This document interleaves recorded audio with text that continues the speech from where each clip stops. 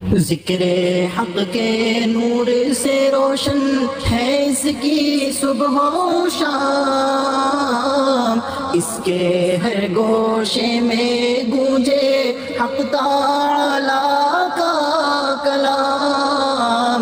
یہ ادارہ مجلس تعلیم القرآن جس کا نام۔ اعوذ باللہ من الشیطان الرجیم، بسم اللہ الرحمن الرحیم۔ وَيَسْأَلُونَكَ عَنِ الْمَحِيضِ قُلْ هُوَ أَذًى فَاعْتَزِلُوا النِّسَاءَ فِي الْمَحِيضِ وَلَا تَقْرَبُوهُنَّ حَتَّى يَطْهُرْنَ فَإِذَا تَطَهَّرْنَ فَأْتُوهُنَّ مِنْ حَيْثُ أَمَرَكُمُ اللَّهُ إِنَّ اللَّهَ يُحِبُّ التَّوَّابِينَ وَيُحِبُّ الْمُتَطَهِّرِينَ۔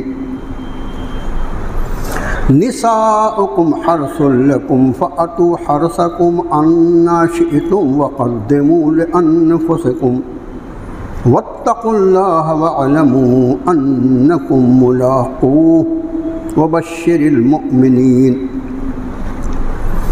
وَلَا تَجْعَلُوا اللَّهَ عُرْضَةً لِأَيْمَانِكُمْ أَن تَبَرُّوا وَتَتَّقُوا وَتُصْلِحُوا بَيْنَ النَّاسِ وَاللَّهُ سَمِيعٌ عَلِيمٌ۔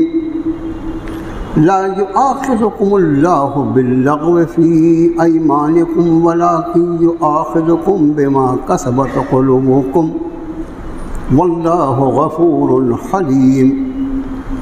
لِلَّذِينَ يُؤْلُونَ مِن نِّسَائِهِمْ تَرَبُّصُ 4 أشهر فَإِنْ فَاءُوا فَإِنَّ اللَّهَ غَفُورٌ رَّحِيمٌ۔ وَإِنْ عَزَمُوا الطَّلَاقَ فَإِنَّ اللَّهَ سَمِيعٌ عَلِيمٌ۔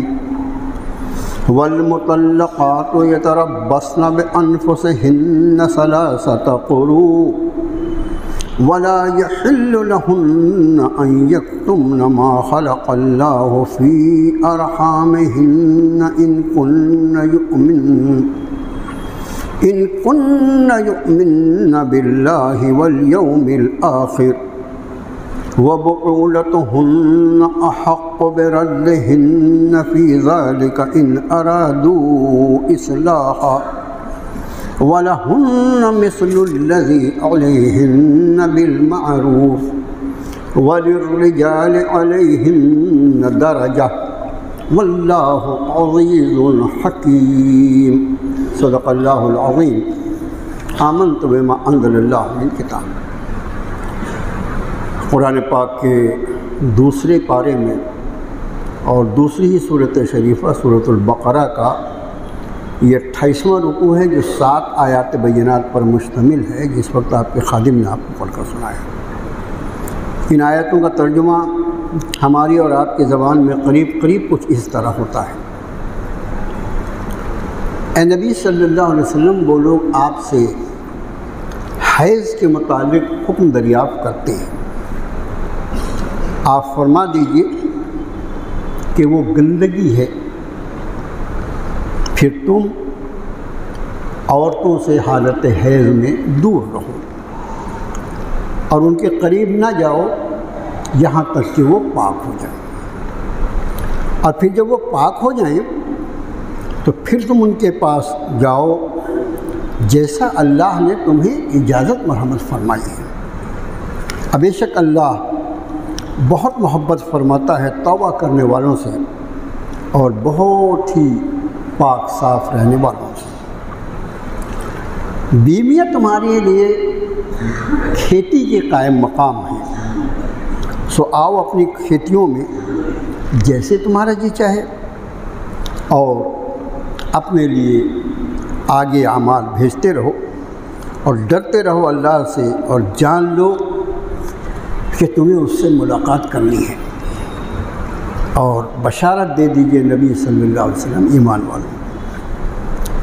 اور تم نہ بناؤ اپنی قسموں کو ڈھال کہ تم رک جاؤ بھلائیوں سے یا نیک کاموں سے یا اصلاح کرنے سے لوگوں کے درمیان، اور اللہ سننے والا جاننے والا ہے۔ اللہ تمہاری لغو قسموں پر تمہارا مواخذہ نہیں فرمائے گا، تمہاری پکڑ نہیں فرمائے گا۔ ہاں مگر وہ تمہاری پکڑ فرمائے گا ان قسموں پہ جو دل کے پختہ ارادے کے ساتھ کھائی گئی۔ اللہ بڑا مغفرت فرمانے والا، بڑا برداشت فرمانے والا ہے۔ ان لوگوں کے لیے جو اپنے بیویوں سے ایلا کرتے ہیں ان کے لیے مہلت ہے 4 مہینوں کی، پھر اگر وہ رجوع کر لیں تو بے شک اللہ مغفرت فرمانے والا، رحم فرمانے والا ہے۔ اور اگر ارادہ طلاق کا ہو تو بھی بے شک اللہ سب کچھ سننے والا، جاننے والا ہے۔ اور طلاق شدہ عورتوں کے لیے یہ حکم ہے کہ وہ روکے رکھیں نکاح سے اپنے آپ کو 3 حیض تک، اور یہ جائز نہیں ہے ان کے لیے کہ وہ چھپائیں اس چیز کو جو اللہ نے ان کے ارحام میں، ان کے پیٹوں میں پیدا فرمایا ہے، اگر وہ ایمان رکھتی ہیں اللہ پر اور آخرت کے دن پر۔ اور ان کے شوہر اس بات کے زیادہ حقدار ہیں کہ وہ انہیں رجوع کر لیں، لوٹا لیں، اگر ان کا ارادہ اصلاح کا ہو۔ اور ان عورتوں کے لیے بھی اسی طرح حقوق ہیں جیسے مردوں کے لیے حقوق ہیں۔ ہاں مردوں کو ان عورتوں پر ایک گنا فضیلت حاصل ہے، اور اللہ بڑی حکمت غلبے والے اور حکمتوں والے ہیں۔ ان 7 آیات بینات میں جو مختلف انسانی مسائل کا قرآن شریف نے تذکرہ فرمایا ہے، اس کا انداز آپ کو ترجمہ سماعت فرمانے کے بعد ہوا ہوگا۔ حیض کے مسائل ہیں، یمین لغو قسم کی قسموں کا تذکرہ ہے، اس کے بعد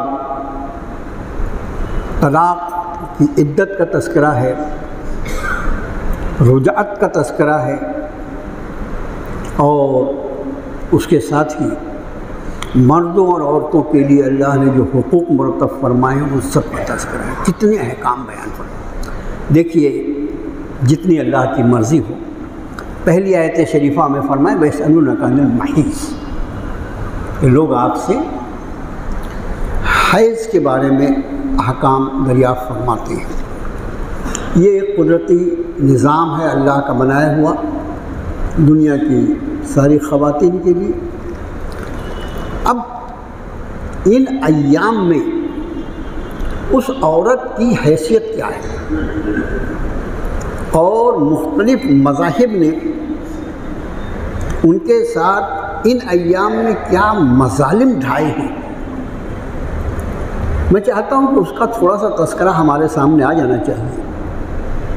میرے بھائیوں، اسلام کی ایک ایک تعلیم، وہ چاہے انفرادی ہو یا اجتماعی معاملات سے متعلق ہو، اگر آدمی غیر متعصب ہے، اگر اس کے ذہن میں پہلے سے کوئی تعصب جگہ نہیں پکڑ چکا ہے اور وہ غیر متعصب ہو، تو وہ چاہے جس بھی مذہب اور ملت کا ماننے والا ہو، اس کا دل گواہی دے گا کہ یہ قانون حیات جو ہے وہ کسی انسان کا مرتب کیا ہوا نہیں ہو سکتا۔ دیکھیے اس حالت حیض میں کیا کچھ ہوتا تھا۔ اہل کتاب کے یہاں یہ طریقہ تھا کہ ان کے یہاں حالت حیض میں عورت اتنی ناپاک اور نجس سمجھی جاتی تھی کہ مکان بڑے بڑے ہوتے تھے، مکان کے ایک حصے میں ایک لازمی باڑہ ہوتا تھا، اور جس بھی خاتون کے ساتھ یہ معاملہ پیش آتا ہے، یہ تو اللہ کا بنایا ہوا قانون ہے، اس خاتون کو اس باڑے میں منتقل کر دیا جاتا، یا یہ کہہ لیا جائے قید کر دیا جاتا، اور پھر ان کے نزدیک وہ عورت اتنی قابل نفرت اور اس درجے میں نجس اور ناپاک ہوتی کہ اس کو کھانا پانی دینے کے لیے اس کے قریب کوئی نہیں جاتا تھا، بلکہ کسی لمبے بانس میں باندھ کر اس کا کھانا پانی اس تک پہنچایا جاتا تھا تاکہ اس عورت کا سایہ بھی کسی پر نہ پڑ سکے۔ اس عورت کے دل پہ کیا گزرتی ہوگی اس وقت، وہ سوچیے۔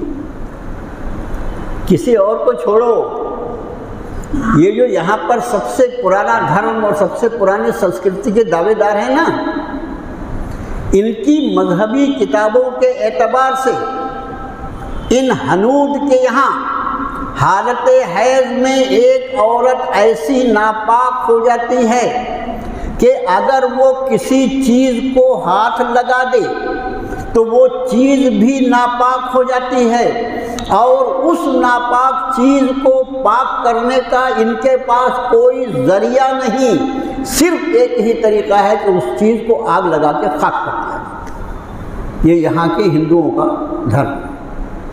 آپ سمجھے اس حساب سے کون سی ٹرین، کون سی بس، کون سا ہوائی جہاز اور کون سا آفس بچتا ہے جس کو آگ نہ لگانا پڑے۔ یہ ہر وہ مذہب جو انسان کی اپنی عقل کے نتیجے میں برآمد ہوا ہے، ان ساری چیزوں میں یہ سب پریشانیاں رہی ہیں۔ اب سلام ہو جناب محمد الرسول اللہ صلی اللہ علیہ وسلم کی ذات عالی پر، کیا دین دیا، کیا نتھرے ہوئے قوانین عنایت فرمائے۔ رب نے فرمایا قل هو اذن، اے نبی صلی اللہ علیہ وسلم آپ یہ فرمائیے کہ یہ حالت حیض جو ہے یہ ایک تکلیف دہ چیز ہے، ایک گندگی کا حال ہے۔ فاعتزلوا النساء فی المحیض، حالت حیض میں عورتوں سے دور رہو۔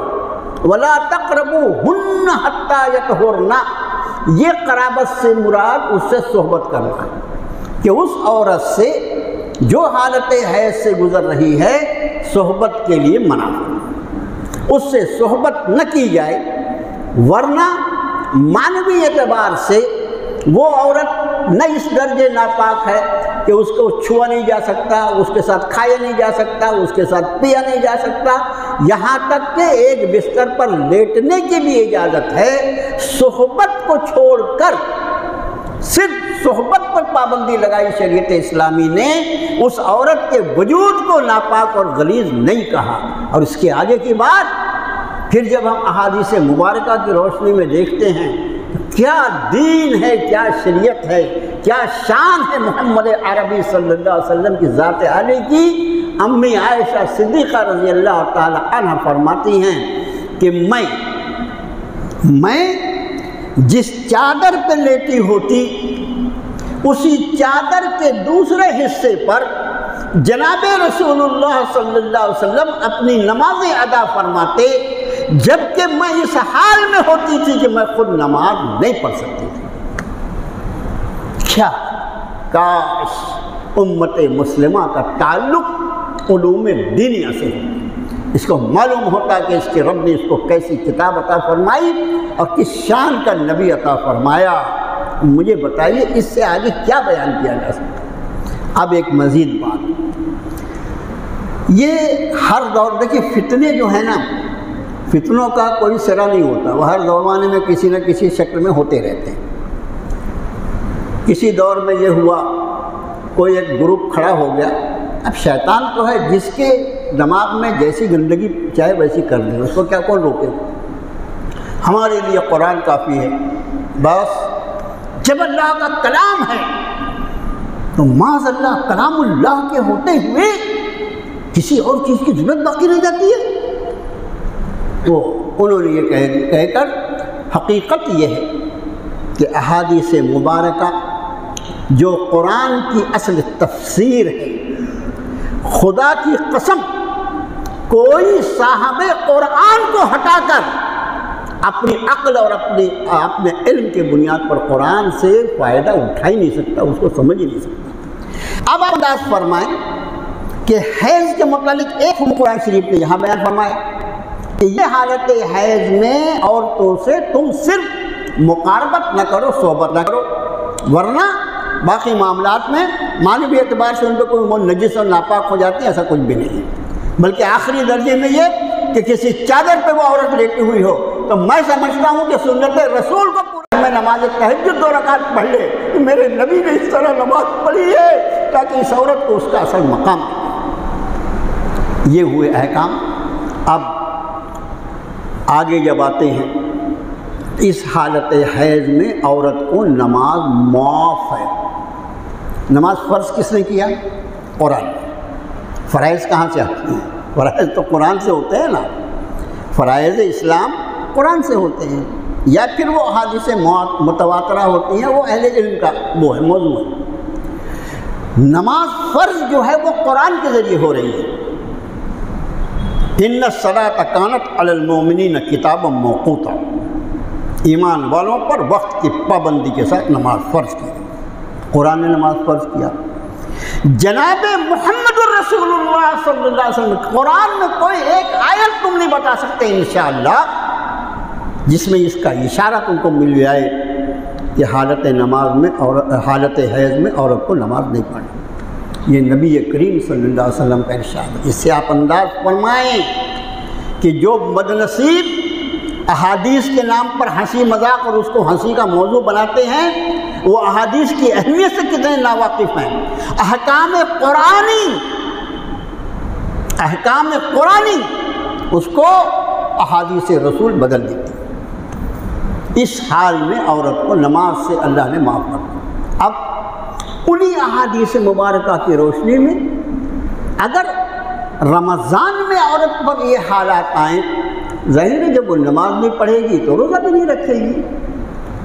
روزے کے جہاں احکام بیان کیے گئے وہاں وَإِن كُنتُم مَرِيضًا أَوْ عَلَىٰ سَفَرٍ فَعِدَّةٌ مِّنْ أَيَّامٍ أُخَرَ کے الفاظ ہیں، لیکن محمد عربی صلی اللہ علیہ وسلم اس مرض کے ذیل میں اس حالت حیض کو بھی لے گئے اور منع فرما دیا اپنی امتی کو کہ اس حال میں خواتین روزہ نہیں رکھیں گی۔ لیکن یہ روزے کی عبادت چونکہ سال میں ایک مرتبہ ہے، اس لیے جو روزے اس حیض کی وجہ سے چھوٹیں گے اس کی بعد میں قضا کرنی ہوگی۔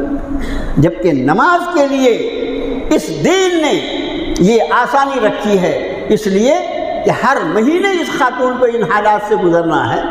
یہ عادت، یہ عام طور سے اس کی مدت، عمومی عام طور سے مدت کم سے کم 3 دن اور زیادہ سے زیادہ 10 دن ہوتی ہے۔ اب اگر کسی خاتون کی عادت 10 دن ہو، اس کا معنی یہ کہ اگر شریعت مطہرہ اس پر نماز کی قضا واجب کر دیتی تو ہر 20 دن میں اللہ کی اس بندی کو 30 دن کی نمازیں پڑھنی پڑتی۔ لیکن یہ دین تو سراسر آسانی کا دین ہے، اس لیے جناب رسول اللہ صلی اللہ علیہ وسلم کی شریعت میں حالت حیض کی نماز عورت کو معاف کر دی گئی، جبکہ حالت حیض کے روزوں کی قضا اس کے لیے واجب قرار۔ بس اتنا ہی، اس لیے کہ آگے اتنے احکام ہیں۔ آگے ارشاد فرمایا وَلَا تَقْرَبُوهُنَّ حَتَّى يَطْهُرْنَ، ان سے قربت نہ کرنا، ان سے صحبت نہ کرنا یہاں تک کہ وہ پاک ہو جائیں۔ فَإِذَا تَطَهَّرْنَ فَأْتُوهُنَّ مِنْ حَيْثُ أَمَرَكُمُ اللَّهُ، اور جب وہ پاک ہو جائیں تو پھر جیسے اللہ نے تمہیں اجازت مرحمت فرمائی ہے، یہاں امر کا ترجمہ بجائے حکم دینے حکم بھی ہوتا ہے، جیسا اللہ نے حکم فرمایا جیسے اللہ نے اجازت دی ہے۔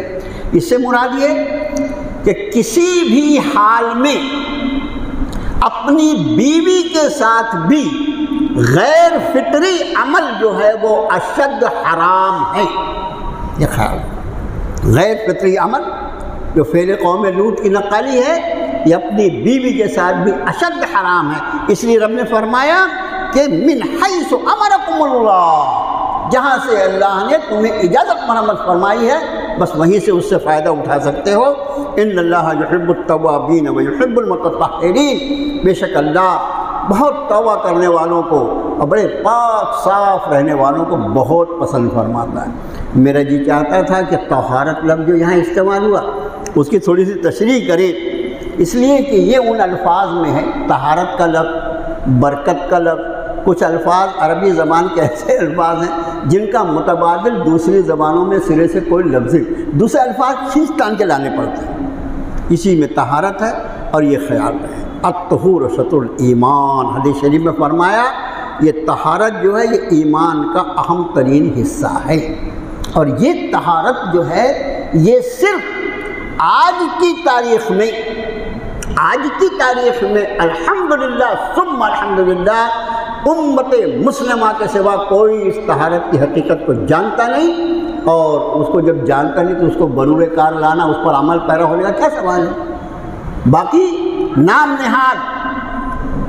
نہاد اہل کتاب امتیں موجود ہیں، یہود بھی ہیں، نصارہ بھی ہیں، بیچارے مشرکوں کا کیا، مشرکوں کا تذکرہ کیا جائے، ان کو طہارت کے معنی بتانے جائیں گے نا تو اپنی طہارت خطرے میں پڑ جائے گی۔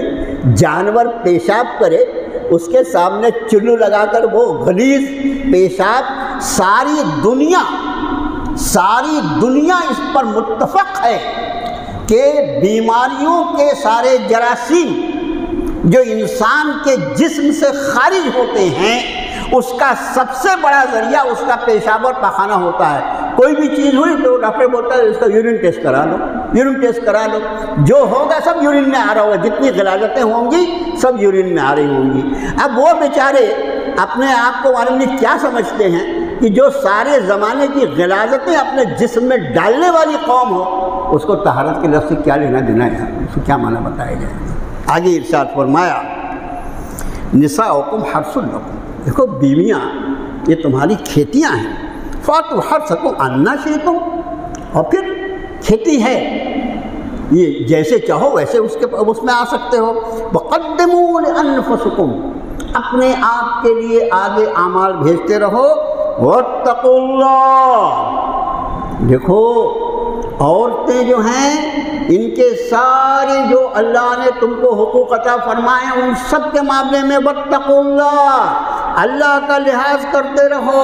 وَاعْلَمُوا أَنَّكُمْ مُلَاقُوهُ، اور یہ خیال رکھنا اپنے علم میں بٹھا لینا کہ اس سے تمہاری ملاقات ہونے والی۔ اس نے جس خاتون کو تمہارے نکاح میں دے کر، تمہاری زوجیت میں دے کر تمہارے حقوق مرتب فرمائے ہیں، یہ حقوق تمہارے اپنے پیدا کردہ نہیں بلکہ اللہ کے عطا کرنا ہے، اس لیے جب تمہاری اس سے ملاقات ہوگی تو ان حقوق کے بارے میں تم سے پوچھا جائے گا۔ یاد رکھنا فرمایا وَاعْلَمُوا، اپنے علم میں بٹھا لو اس بات کو، انکم ملاقوہ، تم اس سے ملاقات کرنے والے ہو۔ وبشر المومنین، اے نبی صلی اللہ علیہ وسلم ایمان والے جو ایمان اور تقوی کے ساتھ زندگی گزار رہے ہیں انہیں بشارتیں دے دیجیے، انہیں خوشخبریاں دے دیجیے۔ ولا تجدوا، اب یہاں سے نیا مضمون شروع ہوتا ہے کہ اہل عرب کا ایک یہ تھا کہ نیکیوں کا بھلائی کا کام، اب وہ چاہے جس بھی حال میں جس بھی شکل میں ہو، ہر انسانی سماج میں پایا جاتا ہے۔ جیسے اہل عرب میں کچھ خصوصیات ایسی تھیں جو دوسری اقوام میں نہیں، جیسے ان کی مہمان نوازی، دوسرے اپنے وعدے کو پورا کر، جو وعدے کو کر لیا پورا، دوسرے کسی سے کوئی معاملہ کیا، تیسرے ان کے یہاں خاندان اور قبیلے کا بڑا احترام، اس کے لیے لڑ مرتے تھے، بہت ساری چیزیں تھیں ان میں۔ اس میں بھلائیوں کے کام بھی ہوتے تھے، کوئی لوگوں میں جھگڑا ہو گیا، اصلاح کرا دو، صلح کرا دو، کوئی نیکی کا کام کر دو، کہیں پانی پلانے کا انتظام کر دو، کوئی اور ہے۔ فرمایا وَلَا تَجْعَلُوا اللَّهَ عُرْضَةً لِأَيْمَانِكُمْ أَن تَبَرُّوا وَتَتَّقُوا وَتُصْلِحُوا بَيْنَ النَّاسِ وَاللَّهُ سَمِيعٌ عَلِيمٌ۔ اب کوئی صاحب اچھا کام کرتے تھے، لوگوں میں جھگڑا ہو گیا تو اس میں بیچ بچاؤ کر دینا، ملا دینا، فتنہ نہ ہو، کسی نے کسی کی امانت دبا دیا، اس کی امانت واپس کر دوں، ایسا کرتا ہے وغیرہ۔ بیٹھے بیٹھے ان کو معلوم نہیں کیا ہوا، انہوں نے قسم کھا لیا، انہوں نے اللہ کے نام کی قسم کھا لی، میں اب یہ کام نہیں کروں گا۔ لوگ گئے، حضرت اب یہ کام کرتے تھے، نہیں میں نے قسم کھا لی، اللہ کی قسم کھا لی، میں نہیں جاؤں گا۔ ابھی کائے کو کھا لیا ہوا تم نے اللہ کی قسم؟ بھلائی نہیں کرنے کے لیے، نیکی نہیں کرنے کے لیے کیوں قسم کھایا تم نے؟ کیا ہو گیا تھا تم کو؟ رب نے فرمایا کہ ایک تو بھلائی کرنا یہ انسان کی فطرت ہے، بھلائی نہ کرنا یہ تو محرومی ہے، اور اس محرومی پر بھی جس ذات کا نام استعمال کیا وہ اللہ ہے۔ میں نے اللہ کی قسم کھا لیا ہے کہ اب میں ایسا کام نہیں کروں گا۔ حالانکہ عام طور سے زمانے کا ایک دستور ہے کہ اس طرح کے کام کرنے والے جو بے داد بغیر کسی قیمت وصول کیے ہوئے للہ فی اللہ ایسا کام کرتے ہیں تو عام طور سے یہ ہوتا ہے، دیکھیے ایک اصول کی بات ہے کہ جب دو لوگ کسی معاملے کو آپ کے پاس لائیں گے کہ بھئی اس میں ہمارا اختلاف ہو گیا، اس میں دو میں سے ایک حق پر ہوگا، ایک نہ حق پر ہوگا، آپ کا کام کیا ہے؟ ظاہر ہے کہ آپ جس کو حق پر سمجھیں گے اس کے حق میں فیصلہ فرما دیں گے، اور جس کو ناحق پر سمجھیں اس کو سمجھائیں گے بیٹا ایسا ظلم مت کر، ایسا نہیں کرنا۔ یہ جس کو حق مل گیا یہ تو اپنے گھر جا کے بیٹھ جائے گا، اور وہ جو دوسرا ہے نا جس کو آپ نے حق دینے پہ مجبور کیا، وہ عام طور سے اتنا ہلکٹ ہے کہ وہ آپ سے دشمنی مول لے لے، اور پھر اس کی خاندان در خاندان آپ کے دشمن رہے۔ یہ ہوتا ہے، لیکن سوال یہ ہے کہ ہم نے یہ جو کچھ کیا یہ اللہ کے لیے کیا کہ اس سے واہواہی کرنے کے لیے کیا؟ جب اللہ سے کیا تو اللہ ہماری حفاظت بھی فرما لے گا اور وہ ہمیں اس کے اجر سے بھی نوازے گا۔ کسی کی مخالفت کرنے نہیں کرنے، کسی کی عزت کرنے نہیں کرنے، کسی کی گالی دینے نہیں دینے، اس پر ہماری نیکیوں کا انحصار نہیں ہے۔ ہم اللہ کے لیے اگر کوئی کام کر رہے ہیں تو بس ہمارا سارا معاملہ اللہ کی ذات عالی سے ہوگا۔ ان ساری چیزوں کی فکر جو ہے یہ شیطان اس جھگڑے میں ڈال کے ہم کو نیکیوں سے دور کر دیتا ہے۔ اب یہاں رب نے فرمایا وَلَا تَجْعَلُوا اللَّهَ عُرْضَةً لِأَيْمَانِكُمْ، اللہ کے ناموں کو نشانہ مت بناؤ، ذریعہ مت بناؤ ایسی قسم کھانے کے لیے کہ تم نیکی بھلائی یا اصلاح بین الناس کا کام نہیں کرو گے۔ وَاللَّهُ سَمِيعٌ عَلِيمٌ، یہ اچھی بات ہے، اللہ کے نام کی قسم کھاؤ مت ایسے نیکی کے کاموں پر۔ پھر ایک مزید بات فرمائی کہ اگر تم نے ایسی کوئی غلط سلط قسم کھا بھی لیا ہے نا، وَمَن لَا يُؤَاخِذُكُمُ اللَّهُ بِاللَّغْوِ فِي أَيْمَانِكُمْ وَلَٰكِن يُؤَاخِذُكُم بِمَا كَسَبَتْ قُلُوبُكُمْ وَاللَّهُ غَفُورٌ حَلِيمٌ، اگر کوئی ایسی لغو قسم جو ہوتی ہے، قسم کی 3 قسمیں ہیں۔ اب وہ قسم اپنے یمین منعقدہ ہے، یمین غموس ہے اور یمین لغو ہے، اس چکر میں اپنا پڑھیں۔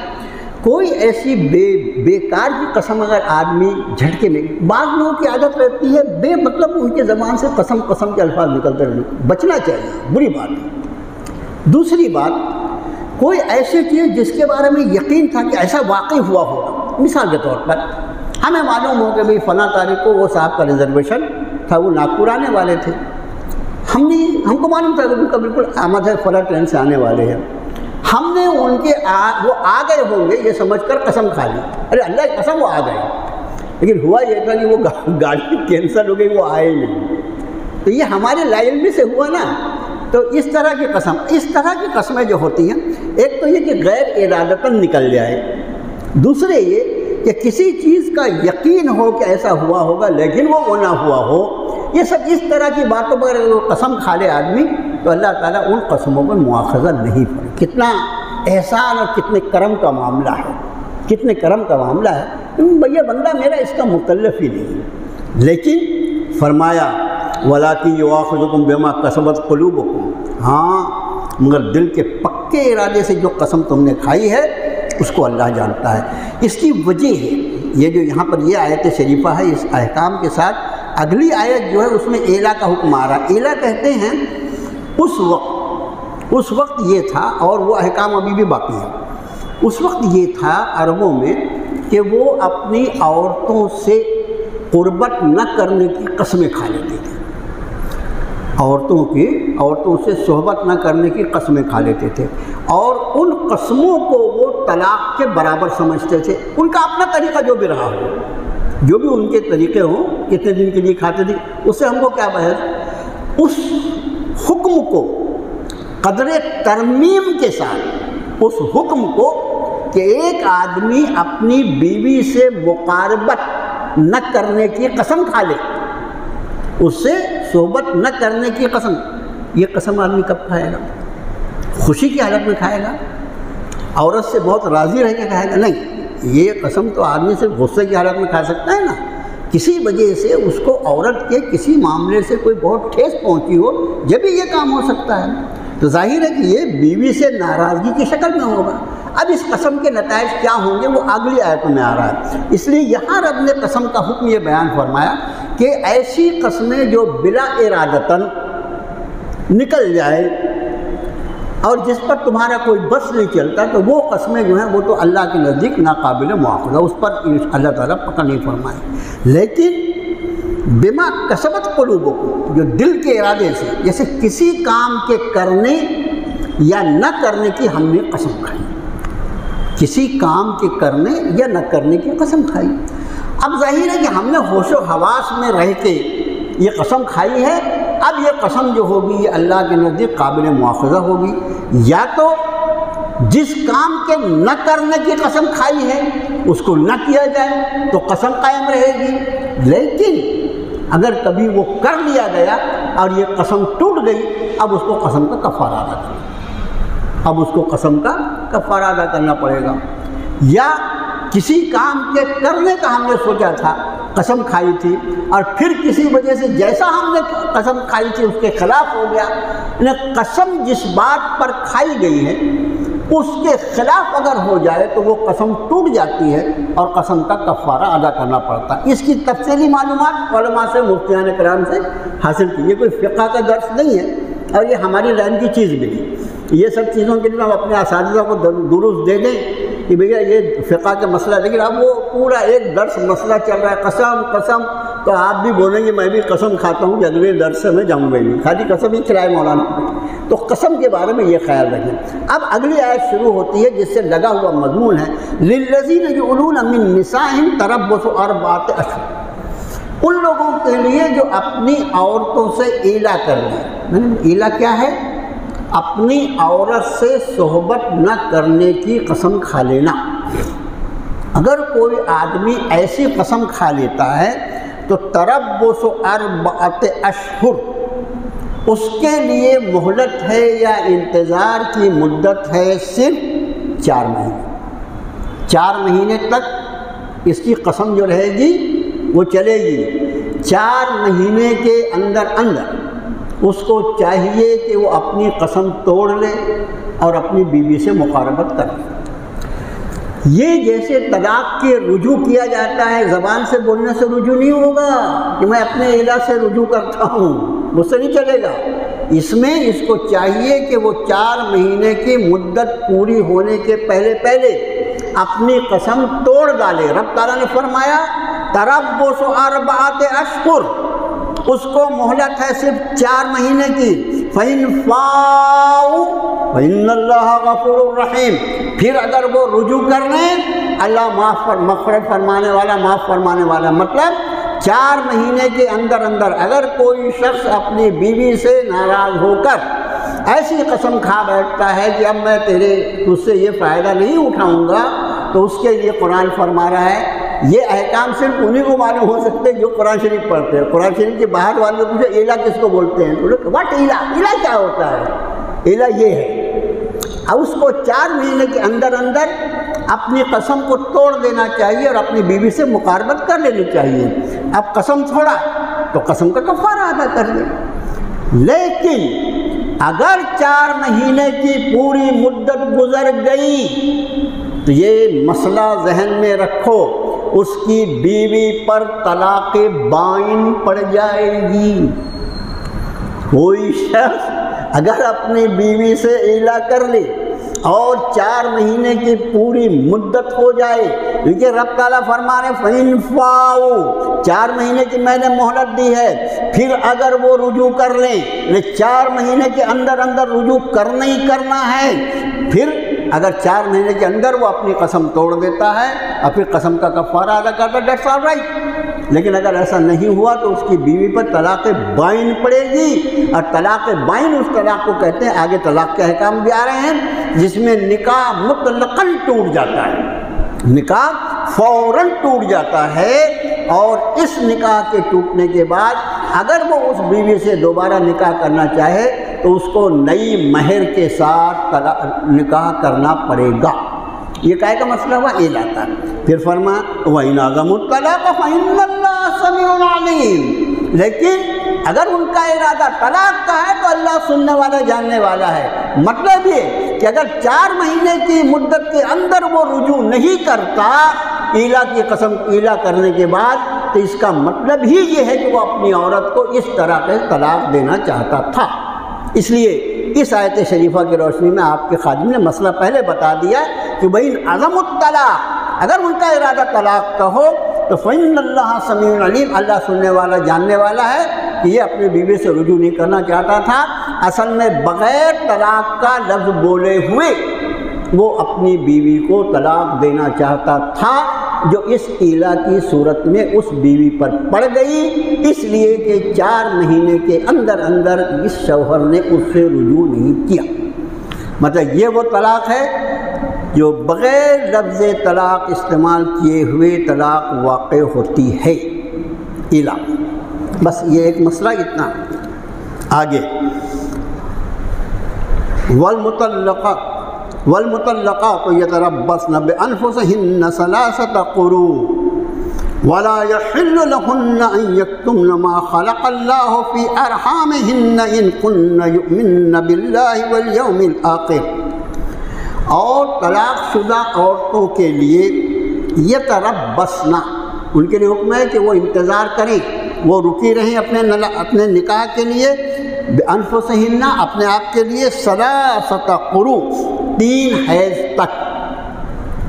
عورتیں جن کی طلاق ہوئی ہے وہ اپنے آپ کو روکے رکھیں 3 حیض تک نکاح سے۔ دیکھو طلاق کے احکام اب اس کے بعد یہاں سے شروع ہوا، ایلا جو ہے خود ایک قسم کی طلاق ہے، یہاں سے شروع ہوا تو 3 رکوع تک طلاق کے احکام جائیں گے۔ یہ ایک پہلا رکوع ہے، پھر دوسرا، تیسرا، سارے رکوع جو ہے طلاق کے مسائل۔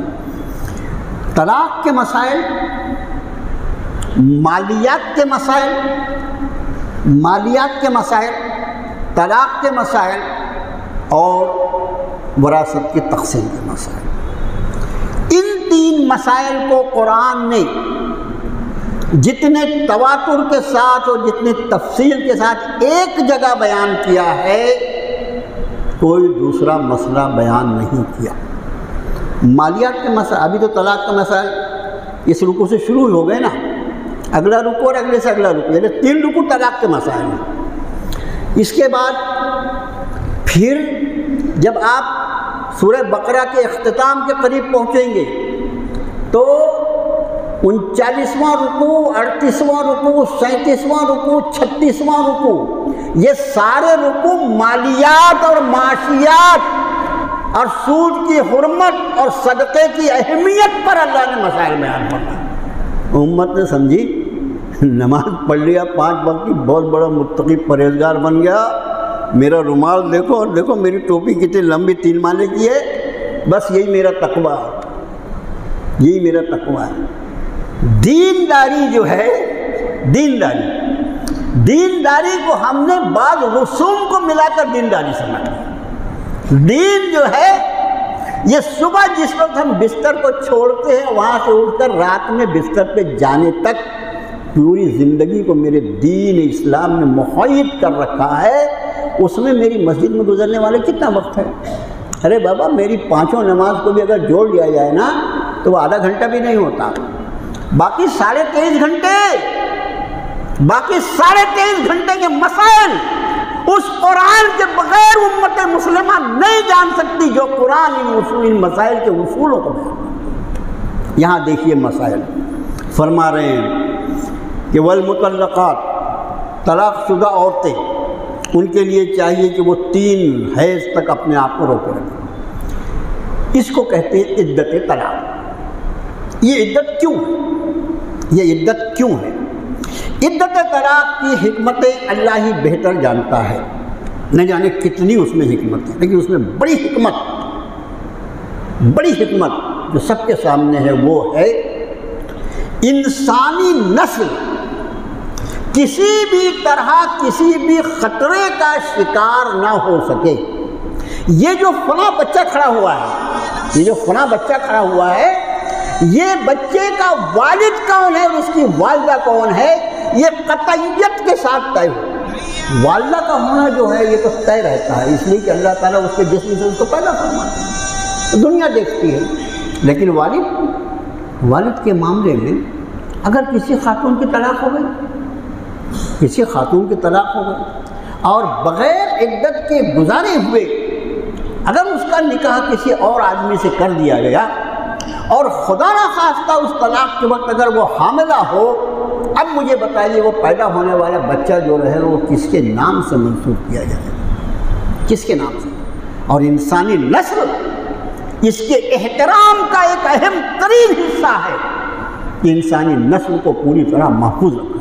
دیکھو اس موقع پر ایک بات میں آپ سے عرض کرتا ہوں، بظاہر آپ کو لگے گا کہ یہ مسئلے سے اس درس کی آیتوں سے الگ ہے، لیکن اس کا تعلق ہے۔ ہمارا یہ ہوتا ہے کہ جن کو اللہ عز و جل نے اولاد کی دولت سے محروم رکھا، اللہ کے فیصلے ہیں، وہ جس کو چاہتے ہیں اس کو بے اولاد رکھتے ہیں، تو وہ لوگ عام طور سے کسی کی بھی یعنی قریبی رشتہ دار کی اولاد کو یا جیسے بھی کوئی اپنے یتیم خانے سے لاتا ہے، بچوں کو گود لے لیتے ہیں۔ بچوں کو گود لینے میں بھی کوئی حرج نہیں ہے، بچوں کو گود لینے میں شریعت نے کوئی اس میں روڑا نہیں اٹکایا، لیکن سوال یہ ہے کہ وہ بچے کے پھر حقوق کا خیال رکھنا۔ اب اس کا سب سے پہلا حق کیا ہے؟ سب سے پہلا حق کیا ہے وہ دیکھیں۔ ایک شخص نے بچہ اپنے قریبی رشتہ دار سے لے لیا گود میں، تمہارا بچہ تمہارے پاس، تو کہی اللہ نے دیے، ایک دے دو مجھے، دے دیا اس نے۔ اب یہ بچہ آیا، یہ اس کو پرورش کر رہا ہے، پڑھا رہا ہے، لکھا رہا ہے، وہ وہاں شادی تک لے جائے گا، اس کی شادی کرائے گا، اپنا کاروبار سکھائے گا اور اس کو ساتھ رکھے گا، ٹھیک ہے، سب ٹھیک ہے، میں نے اتنا خیال رکھنا۔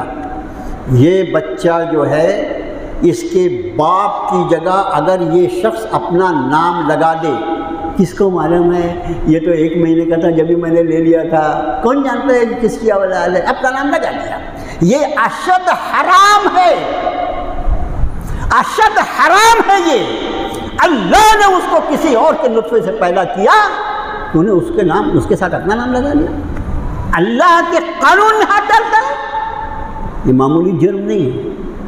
مولانا پھر کیا کریں، کیا کریں؟ ارے کیا کریں، بہت آسان ہے، اس کے نام کے ساتھ اس کے باپ کا نام لکھ، اور اپنا نام بھی لکھنے کا بہت شوق ہے تو اپنے آپ کو اس کا گارجین کے حیثیت سے لکھ لے، اس کا میں گارجین ہوں، ہو گئی بات ختم۔ کبھی ایسا بچہ لے لیا گود جس کا معلوم ہی نہیں کون اماں ابا ہے، تو بھی اس کے نام کے ساتھ اپنا نام لگانے کی اجازت نہیں ہے، اپنے آپ کو ایز اے گارجین ہی لکھنا پڑے گا کہ میں اس کا تعلق ہوں، میں اس کا سرپرست ہوں، میں اس کی پرورش کرنے والا ہوں۔ انسانی نسل کا احترام بہت اہمیت کا حامل ہے، یہ خوب سمجھ لیں۔ اب یہاں پر فرمایا کہ اگر کوئی خاتون کا طلاق ہو گیا تو اس کو چاہیے کہ وہ 3 حیض تک انتظار کرے، یعنی وہ 3 حیض تک نکاح نہیں کر سکتی۔ آدمی نے تو آج طلاق دیا، کل نکاح کر سکتا ہے، اس پر کوئی ایسا کیسا ہوتا ہے، آدمی کو اتنی آسانی ہے۔ ارے بابا، آدمی جو اللہ نے عورت کے جسم کو پسند فرمایا ہے نا نسل کے لیے، اس لیے وہ احکام اس کے لیے ہے، مگر یہ حکم جو ہے 3 حیض یہ ہمیشہ کے لیے نہیں، بلکہ آگے اور مسائل آئیں گے، جیسے کوئی عورت ایسی جس کو حیض ہی نہیں آتا، کوئی عورت اس عمر میں ہے کہ اس کا حیض آ کے بند ہو گیا ہے، کوئی خاتون حاملہ ہے، اس کی سب کی عدتیں الگ الگ ہیں، وہ انشاءاللہ بعد میں آئے گا، ابھی اس پہ بحث نہیں۔ وَلَا يَحِلُّ لَهُنَّ أَن يَكْتُمْنَ مَا خَلَقَ اللَّهُ فِي أَرْحَامِهِنَّ إِن كُنَّ يُؤْمِنَّ بِاللَّهِ وَالْيَوْمِ الْآخِرِ۔ طلاق ہوا، شروع کے ایام میں حمل کا پتہ جو ہے صرف عورت کو رہتا ہے، شروع کے جو ایام، بعد میں جب اس کے جسم میں اللہ تعالیٰ تبدیلی پیدا کرتے ہیں تو پھر لوگ گھر کے لوگوں کو معلوم ہوتا ہے۔ شروع کے ایام میں اب ایک عورت کا ایسے حال میں طلاق ہوا کہ وہ حاملہ تھی، اس کو معلوم ہے وہ حاملہ ہے، لیکن عام طور سے لوگوں کو نہیں معلوم، تو رب تعالیٰ فرما رہے ہیں کسی خاتون کے لیے یہ جائز نہیں کہ اللہ نے اس کے ارحام میں، اس کے پیٹ میں جو پیدا کیا اس کو چھپائے۔ اب اس کی طلاق ہو گئی اور بات عدت کی آئی تو لوگوں نے کہا کہ اس کی عدت تو 3 حیض ہوگی، اس کو بتانا ضروری ہے کہ نہیں مجھے اب حیض نہیں آئے گا، اس لیے کہ میں تو پریگننسی میں ہوں، میں تو حالت حمل میں ہوں۔ تو رب نے فرمایا یہ حلال نہیں ہے کسی عورت کے لیے اگر وہ اللہ اور یوم آخرت پر ایمان رکھتی ہے کہ اپنے حمل کو چھپائے۔ وَبُعُولَتُهُنَّ أَحَقُّ بِرَدِّهِنَّ فِي ذَلِكَ إِنْ أَرَادُوا إِصْلَاحًا، اور ان کے شوہر اس بات کا زیادہ اختیار حق رکھتے ہیں کہ وہ اگر چاہیں تو اس کو لوٹا لیں۔ یہ اس کے مسائل انشاءاللہ اگلا جو رکوع ہوگا اس کا جو بھی درس ہوگا تو اس میں انشاءاللہ آپ کو بتایا جائے گا کہ طلاق کی کیسے قسمیں ہوتی، کیا ہوتی ہیں۔ طلاق کی قسمیں جو شریعت نے، طلاق کا قانون ہے، طلاق کی اجازت ہے، طلاق ایک پروویژن ہے، اور طلاق دینے کا جو شرعی اور سنت طریقہ ہے اس طریقے پر طلاق اگر دی جائے تو 100 میں سے 98 طلاقیں جو ہیں وہ سرے سے اس پر عمل پیرا ہونے کی ضرورت نہیں ہوگی، بلکہ اس میں رجوع کی شکل پیدا ہو جائے گی۔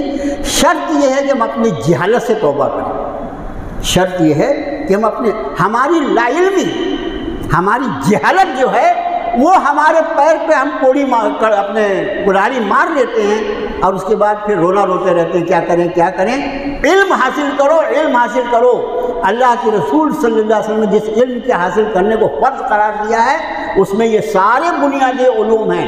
جتنے علوم کی ضرورت ایک ایک فرد کو ہے اتنا علم حاصل کرنا اس پہ فرض ہے. مثلاً میں آپ سے کہوں نماز سب پہ فرض ہے، سب پہ فرض ہے، سب کو نماز کے مسائل معلوم ہے. روزہ سب پہ فرض ہے، زکوٰۃ سب پہ فرض نہیں ہے، جو صاحب مال ہے اس کو زکوٰۃ کے احکام ہے. حج سب پہ فرض نہیں ہے جس پہ فرض ہے. اسی طرح یہ طلاق، ہر وہ شخص جو نکاح کرتا ہے، ہر ہونے والا نکاح اس شخص کو ایک طلاق کا حق دے دیتا ہے. اس لیے ہر مومن مرد کے لیے ضروری ہے کہ وہ طلاق کے مسائل معلوم کرے. طلاق صریح جس میں طلاق کے الفاظ استعمال کیے جاتے طلاق پڑتی ہے، اس سے زیادہ خطرناک مسائل جو ہے وہ طلاق کنایہ کی ہے، جس میں طلاق کا لفظ استعمال نہیں کیا جاتا طلاق پڑ جاتی ہے. اور طلاق کنایہ میں طلاق جو پڑتی ہے وہ طلاق بائن پڑتی ہے، اس کا نکاح ٹوٹ جاتا ہے. اس کو معلوم بھی نہیں ہوتا کہ میں نے جو فلاں جملہ اس عورت کی نہیں کہا تھا اس کی وجہ سے میرا اس کا نکاح ٹوٹ چکا ہے، اور اس کے بعد وہ اپنی نسلوں کو ستیہ ناش کر دیتا ہے. بولنے پر آئے تو یہ سب یہی بولتے ہیں انہیں کو بہت علم آ گیا. حقیقت ہے یا کس کی ہمت ہے جو بولے کہ میں جو کہہ رہا ہوں وہ غلط بات ہے؟ معلوم ہر وہ نکاح جو ہوتا ہے اپنے ساتھ ایک طلاق کا حق رکھتا ہے. اس لیے ہر مسلمان مرد کے لیے یہ ضروری ہے کہ اس کو نکاح کے ساتھ ساتھ طلاق کے مسائل اور اسی طرح یہ حیض کے مسائل اور وہ مسائل جس میں بیوی سے دور رہنا ہے وغیرہ یہ سب مسائل اس کو جاننا ضروری ہے. اب آگے کیا ہے فرمایا وہ بعولتہن، اور ان کے شوہر یہ زیادہ حق رکھتے ہیں ان کو لوٹا لینے کے، یعنی رجوع کر لینے کے، اگر ان کا ارادہ اصلاح کا ہو. ایسا نہیں ہو کہ عورت کو صرف پریشان کرنا ہو، گنہگار ہوگا. وَلَهُنَّ یہ آیت کا حصہ، اس پہ درس پورا ہو جائے گا انشاءاللہ. وَلَهُنَّ یہ ضمیر کائے کی ہے؟ مؤنث کی. اور ان عورتوں کے لیے، وَلَهُنَّ کا ترجمہ، اور ان عورتوں کے لیے مثل الذی علیہن، اسی طرح جیسے ان پر بالمعروف دستور کے مطابق. پہلے وَلَهُنَّ فرمایا، یاد رکھنا ہے قرآن ہے، یہ کتاب اللہ ہے. ان کے بھی حقوق ویسے ہی ہیں جیسے ان پر حقوق ہیں.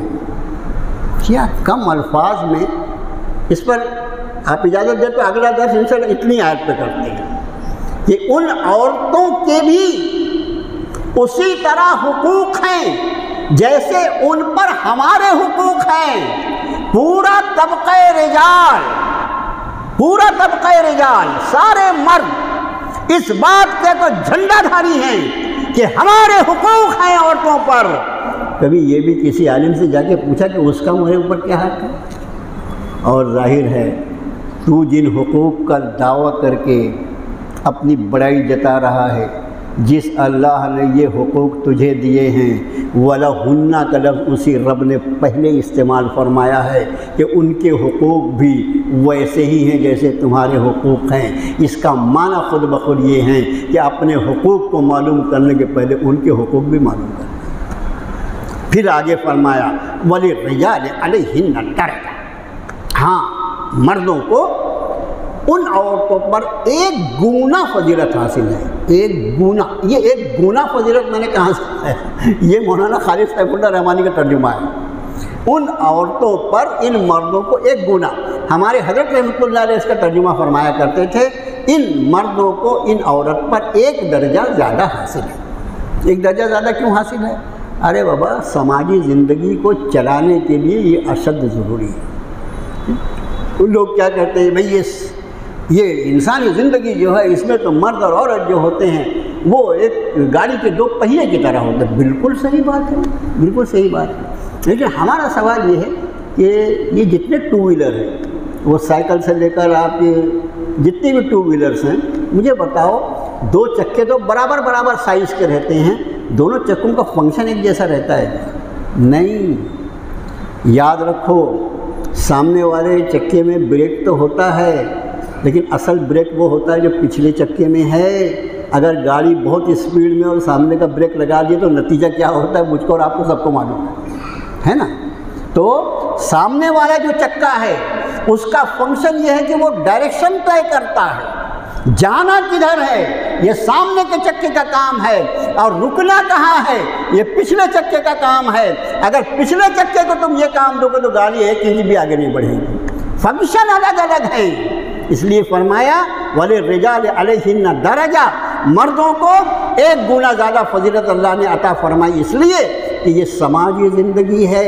اگر ایک دم برابر کے حقوق رکھے گئے تو پھر اللہ سے زیادہ بہتر کون جان سکتا ہے کہ ان دونوں کی جو فطرتیں اللہ نے الگ الگ رکھی ہیں، ان کے جو جسم اللہ نے الگ الگ رکھے ہیں، ان کی جو ذمہ داریاں اللہ نے الگ الگ رکھی ہیں، ان کی ادائیگی میں کوتاہی ہو جائے گی، یہ اللہ کو معلوم ہے۔ یہی وجہ ہے اس حدیث شریف سے ہم استفادہ کریں جس میں اللہ کے رسول صلی اللہ علیہ وسلم نے فرمایا تم میں سے کوئی 2 شخص بھی اگر سفر پہ جا رہے ہیں، 2 شخص ہمارے ہاں چلو چلو چلو چلے تو چلے، ارے بھائی چل رہے ہو تو ایک سنت رسول کا خیال رکھو، جب ہم گروپ میں ہوں 1 سے زیادہ ہوں تو اس کے لیے ضروری ہے کہ کسی کو اپنا امیر بنا لیا جائے۔ اس امیر بنانے کی کتنی برکتیں ہوتی ہیں وہ جانتے ہیں جو اپنے معاملات میں کسی کو امیر بنا کے چلتے ہیں۔ ارے کوئی ہمارا بڑا ہو، ہمارا بڑا ہو، ضروری نہیں کہ وہ عمر میں بھی بڑا ہو، نہیں، ہمارا کوئی بڑا ہے، ہمارا کوئی امیر ہے۔ اللہ کے فضل سے آدمی اپنی ذمہ داری کی ادائیگی میں انشراح قلب محسوس کرتا ہے کہ میں جہاں غلطی کروں گا میرا بڑا ہے انشاءاللہ مجھے ٹوک دے گا، مجھے بتا دے گا کہ دیکھو تم کو یہ نہیں کرنا چاہیے، یہ کرو، یہ برابر ہے۔ اور اگر خدا نخواستہ کبھی مجھ سے کوئی بھول چوک ہو بھی جائے تو ایک میرا سرپرست موجود ہوتا ہے کہ بھئی اس کو میں نے کہا تھا، اب اس کو زیادہ ناراض نہ ہو، اصل میں میری چوک ہو گئی۔ کتنا فائدہ ہوتا ہے۔ ٹھیک اسی طرح اللہ کے رسول صلی اللہ علیہ وسلم فرمایا جب تم میں سے 2 لوگ بھی سفر پر ہوں تو اس میں ایک شخص کو اپنا امیر بناؤ۔ اب جب 2 لوگ ہیں تو ایک امیر ہوگا دوسرا مامور ہوگا، ایک امیر ہوگا دوسرا مامور ہوگا۔ کہیں کسی معاملے میں ایسا ہو گیا کہ دونوں ایک بات کہہ رہے ہیں، اب امیر کا درجہ جو ہے وہ کام آئے گا، نہیں میرا معروض ہے یہ کر لو، نہیں اس کو یاد ہے یہ میرا امیر ہے مجھے کر لینا چاہیے۔ بات انتہائی آسانی کے ساتھ معاملہ آگے بڑھے گا، کہیں کسی طرح کا کوئی انتشار نہیں ہوگا۔ اس لیے مرد کو جو الرجال قوامون علی النساء بما فضل اللہ بعضهم علی بعض وبما انفقوا من اموالهم، اللہ نے مرد کو عورتوں پر قوام بنایا ہے، ان کا دیکھ بھال کرنے والا بنایا ہے، ان کا ایڈمنسٹریٹر بنایا ہے، ایک اس لیے کہ اللہ جس کو چاہے فضیلت عطا فرما دے، اور دوسرے یہ کہ بما انفقوا من اموالهم، یہ جو مرد ہیں نا یہ اپنا مال بھی عورتوں پہ خرچ کرتے ہیں۔ یہ انسانی زندگی کی ایک اہم ترین ذمہ داری، مال کا حصول، مال کا کمانا، کسب معاش کی ذمہ داری 100% مردوں کے سر پر شریعت نے رکھی ہے، اور 100% طبقہ نسمہ کو اس سے اللہ نے آزاد رکھا ہے۔ یہ بڑی وجہ ہے کہ یہ درجہ جو آدمی کو عطا فرمایا۔ قرآن نے کہا وَبِمَا أَنفَقُوا مِنْ أَمْوَالِهِمْ، یہ اپنا مال بھی ان پہ خرچ کرتے ہیں نا، اس لیے ان کو ایک درجہ۔ بہرحال درس کا وقت پورا ہوا، اور اگلا رکوع جو ہوگا اس میں تو الہ کا مسئلہ آئی گیا آپ کو، کچھ طلاق کے مسائل، اور اس کے بعد اگلا رکوع شروع ہو رہا طلاق مرتان۔